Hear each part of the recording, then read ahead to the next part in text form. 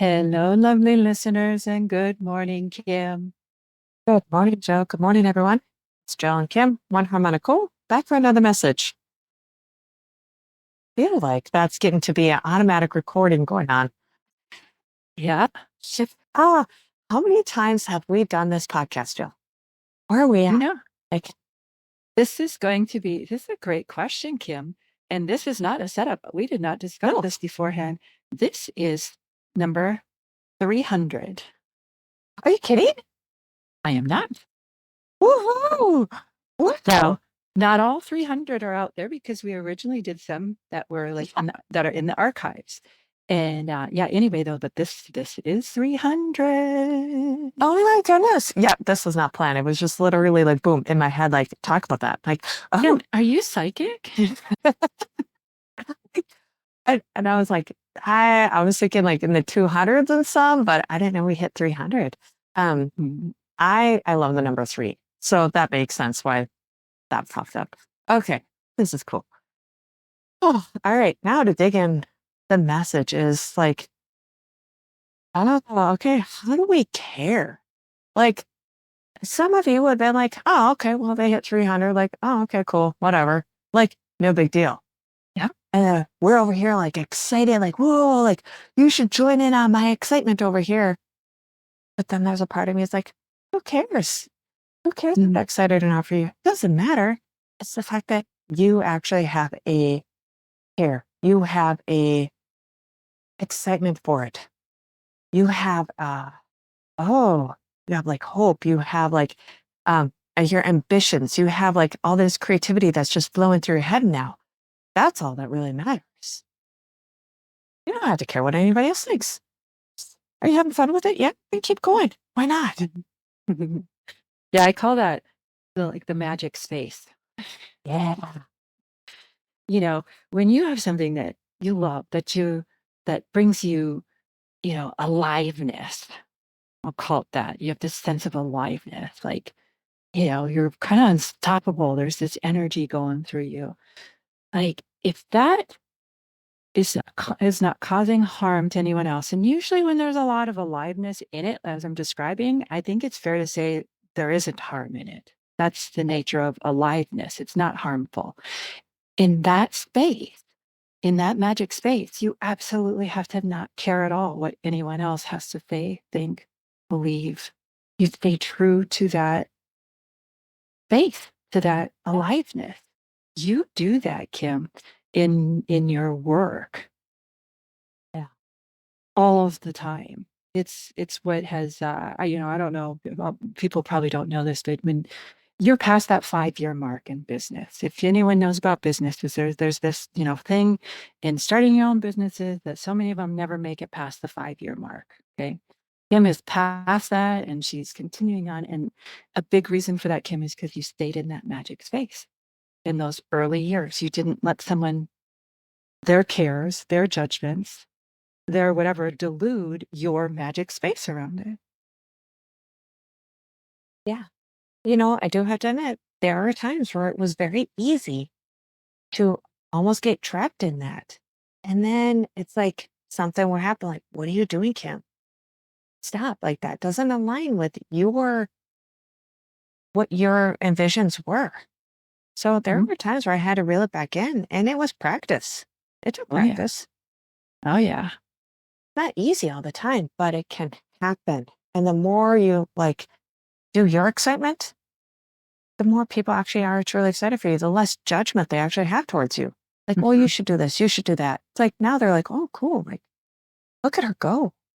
Right? How'd you do that, Kim? I bet you get that now too. Like, how'd you do that? They're like, Uh, you stuck to that. Aliveness is what I mean. That yeah. aliveness, what engaged you and made you just feel vibrantly alive. That was what I mean when I call it a magic space. Like that's the experience I'm just describing. Not that I'm saying that's your experience. Right. You just said. Yep. I'm just trying to clarify for our listeners. Like that's what I mean by magic space. It's this vibrant aliveness. And yeah, we all like dilute that or even betray it of ourselves. We start caring more about what other people care about or say to us than we care about our own. And that's when you knew it, Kim, instinctually, intuitively, you knew it. As soon as you started caring more about other people, you could feel that it started to drain away from you. You could tell the business isn't going to thrive if I go that direction. So you reeled yourself back in, you recommitted to what you were doing, and the energy came back to you. And it's the same in your personal life too. Yep. So where you go outside of business and you think of your personal life and say you as a mom and you are doing all this stuff for your children and you're putting your children first and you're doing all this stuff, but you are literally draining yourself and you're not taking the time for yourself. It's the same concept. What makes you alive? You are a better person. You are a better parent, better mother, father, whomever's listening, when you actually do for you. It actually transpires out. If you're happy and you're thriving, they're going to feel it off of you. You're going to care even more for them. They're going to care even more for you. But if you keep like going whatever people say you should do or who you should be, you're going to get more in it sounds weird, but you're going to get into more a selfish mode, in a negative selfish mode. You're going to get in for me, like, oh, this happened to me. Instead of it's happening for me. Okay, I have to see it from a different aspect. I need to take time for myself. I need to honor myself. It's not just business with here. It's like everything. Right. And this isn't just like, oh, you have to have self-care. Self-care is a great thing. But what self-care points to is maintaining that balance, maintaining that sense of wholeness and completeness, where you said, like, it's for me. It didn't happen to me, it's for me. And that magic space of being committed to that magic space is that you're doing the thing that what did I call it? That harmless aliveness. Yeah. Very It's like, perfect words for that. right? Because I've seen people do self-care that they'll call it self-care, but it's actually very selfish and it's very harmful because their self-care is leaving the rest of the people, say, in their world. It's very imbalanced, like they're withdrawing from say a family unit. Yeah. It's like, well, I have to do self-care now, and now the other parent is left doing all this stuff without help or support. It was more harmful than harmless. So there is an art to this. There is an art to tuning into this and finding the balance. And it's like when you do the self-care, we have to ask I think it might be just a good question, Kim, to ask ourselves if this thing that we're doing isn't harming anyone. If I withdraw and need some self-care, is it harming anyone? And if I really need some self-care and it say kind of is, I go to that other person and I have to say, I really need this. Can you step up for me? And if they say yes, now the harm is no longer there. Yeah. It's okay to ask. Yeah. Ooh, this just, there's some incredible energy movement in this conversation.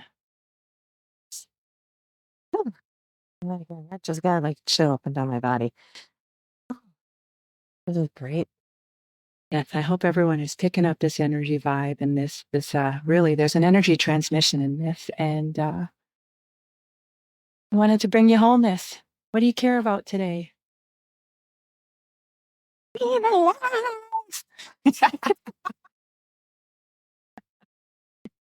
goodness. That's them, that's not me.